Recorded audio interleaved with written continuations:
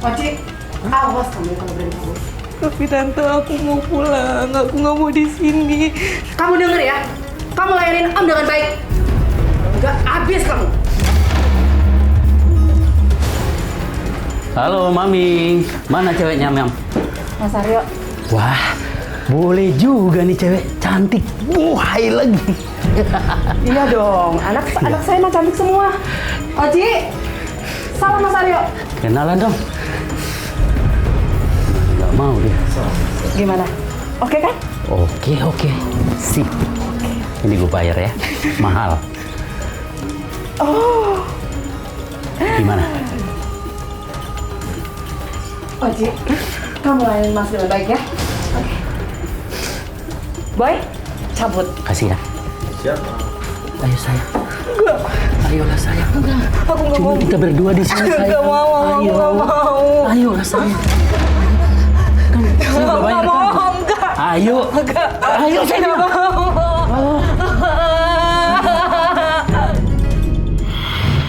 Pak Ustadz, ya ini artinya kalau berdasarkan ceritanya Mbak Oci, dari pandangan saya dan penilaian saya adalah ini dia masuk ke dalam penampungan untuk prostitusi nih Pak Ustadz. Ya, human trafficking lah ya. Ya, sudah jelas dijual kepada om-om untuk memuaskan nafsunya. Ya Allah, ini bagaimana nih Pak Ustadz nih? Orang yang melakukan praktik seperti itu. Mas Farid, ini pelajaran penting untuk kita semua dan untuk para pemirsa Tawakal di seluruh tanah air. Hati-hati dengan tawaran orang-orang yang tidak kita kenal, yang seolah-olah memberikan segalanya, tapi pada akhirnya itu semua menjadi jebakan yang tidak bisa kita kembalikan. Akhirnya kita hanya bisa pasrah.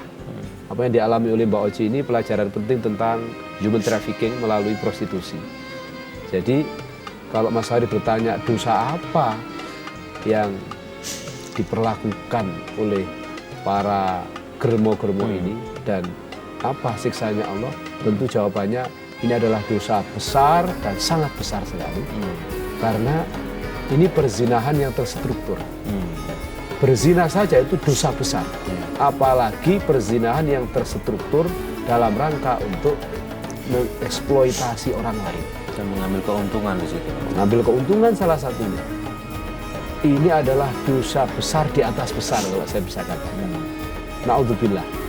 Tidak hanya dia dosa memfasilitasi prostitusi itu sendiri, tetapi dia dosa melakukan slavery, perbudakan. Intinya kan karena keserakahan dia, tidak mau kerja dengan sungguh-sungguh, tidak mau kerja keras, inginnya enak tapi dapat uang. Tapi caranya menjual orang lain. Maka menjual orang lain itu kan perbudakan, slavery. Kalau dalam bahasa hukum kita sekarang adalah human trafficking. Menjual belikan manusia. Padahal manusia itu dalam Al-Quran sudah ditegaskan walaqad karramna bani Adam. Siapapun dia selama dia manusia, wajahnya seperti kita, punya akal, dia harus dimuliakan karena Allah sendiri sudah memuliakan dia. Tidak peduli kafir atau muslim, selama manusia tetap harus dimuliakan. Itu adalah ketentuan Al-Quran, perintahnya Allah Subhanahu wa taala. Nah, kalau ada orang yang tega melakukan slavery, perbudakan atau human trafficking seperti yang dialami oleh Mbak Oci ini, saya kira itu adalah sebejat-bejatnya orang. Kalau Mas Hari tanya azabnya seperti apa, itu pasti paling keras azabnya di sisi Allah Subhanahu wa taala. Nah, siapa yang dosa? Semua yang terlibat. Mulai yang nyulik Mbak Oci atau yang seolah-olah menawarkan kebaikan, sampai bodyguardnya, sampai yang beli. Sampai yang mendukung dalam wilayah terkecil misalnya, tukang sapunya, tukang bersih-bersihnya, ketika dia tahu bahwa itu adalah proses prostitusi, proses perbudakan, dia ikut terkena dosa. Lalu bagaimana dengan korban sendiri Pak Ustadz? Korban, ya ketika dia berada dalam ancaman, ini adalah bagian dari takdir yang tidak bisa ditolak. Maka dalam banyak kitab disebutkan, orang-orang yang terpaksa, orang yang majbur, itu tidak punya dosa. Sama kayak orang yang diperkosa, dia kan nggak mau. Dia nggak punya dosa. Kecuali dia dalam prosesnya menikmati. Mungkin pertama merasa, sudah dijerumuskan. Akhirnya, dia merasa tidak nyaman, dia menyesal, tapi lama-lama, enak juga lah daripada dari kerjaan susah, udahlah kita nikmati aja. Nah, itu baru hitungan dosanya, Mas. Ketika dia sudah mulai merasakan kenikmatan itu dan merasa nyaman dengan pekerjaan itu, baru dia berdosa. Karena ketika dia tetap tidak terima dengan perlakuan dosa itu, lalu dia memperjuangkan hingga nyawa taruhannya, itu matinya pun mati syahid. Karena mati menjaga kehormatan. Karena banyak sejarah menceritakan tentang bagaimana keimanan para perempuan-perempuan salihah, mulai dari istrinya Fir'aun, Sayyidah Asia. Hanya karena beriman mengatakan asyhadu an la ilaha illallah, saya beriman dan bersaksi tidak ada Tuhan selain Allah. Dia harus dibunuh oleh suaminya sendiri, seorang raja di Mesir kan, yaitu Fir'aun. Dibunuh, dan dia silakan saya dibunuh karena memang saya menjaga keimanan saya. Begitu juga perempuan-perempuan solihah yang lain. Mereka rela mengorbankan nyawa demi menjaga kehormatan dan keimanan. Nah, artinya ketika kondisi ini terjadi kepada para pemirsa dimanapun berada, seperti yang dialami Mbak Oci, taruhannya ada dua. Mau tetap menjaga kehormatan dengan nyawa, rasio dan taruhannya misalnya, atau justru terhanyut mengikuti permainan itu, resikonya akan kembali pada kita.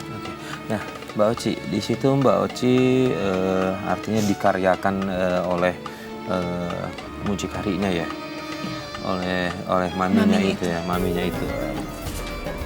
Mohon maaf, itu semua diambil atau ada juga dibagiin ke Mbak Oci juga? Seperti itu hasilnya.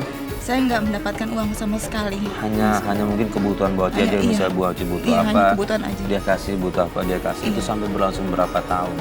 Itu ada sekitar 3 tahunan. 3 tahun lebih. Ya Allah, itu selalu ada pergolakan itu di dalam hati Mbak Oci ya. Kemudian Mbak Oci nggak pernah berusaha untuk kabur? Pernah. Kemudian? Saya kabur, pernah. Karena kemarin sebelum besoknya saya kabur itu, saya ada pendarahan hebat. Karena melayani Om Hidung Belang itu beberapa kali, pendarahan hebat. Saya sakit. Akhirnya saya dipulangin ke rumah Mami kan malamnya, dibawa bodyguard 1 orang. Saya dipaksa lagi untuk melayani Om itu lagi, didandanin cantik.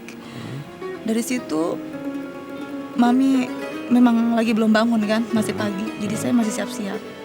Jadi saya nyelinap karena kan masih pagi kan, mereka masih sibuk sendiri gitu. Saya kabur lewat pintu samping. Ternyata saya kepergok.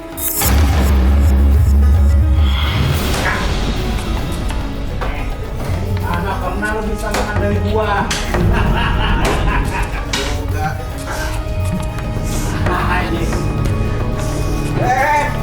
Kemana lo? Mau kemana? Bang, saya mau keluar bang, saya udah gak kuat bang. Mau keluar? Lo gak bakal bisa kabur dari sini. Saya mohon bang, saya udah gak kuat bang, tolong lepasin saya bang. Gua gak peduli. Hah? Mau kuat mau kagak? Lo tetap di sini. Pikir kita peduli apa sama lo? Hah?